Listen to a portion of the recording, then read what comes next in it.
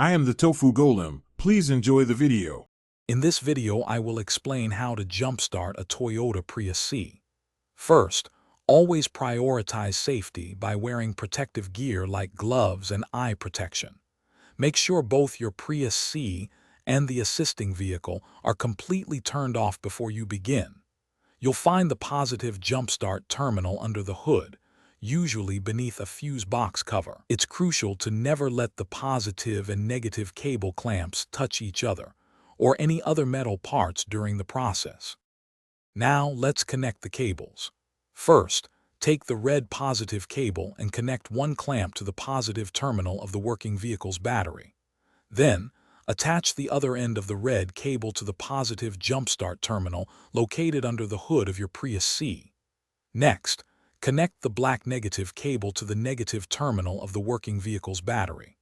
Finally, attach the other end of the black cable to an unpainted metal ground point on your Prius C, away from the battery itself. With the cables securely connected, start the engine of the working vehicle. Let it run for about 5 minutes to allow some charge to transfer to your Prius C's 12-volt battery.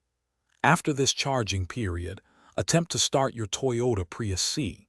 If it doesn't start immediately, wait another few minutes and try again. Remember, avoid cranking the engine for more than 10 seconds at a time to prevent damage. Once your Toyota Prius C has successfully started, turn off its engine.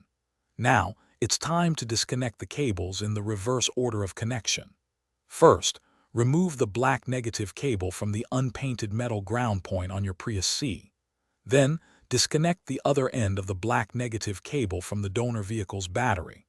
Finally, remove both red positive cables, starting with the one on the donor vehicle, and then from your Prius C. Drive your Prius C for at least 15 minutes to help recharge the battery.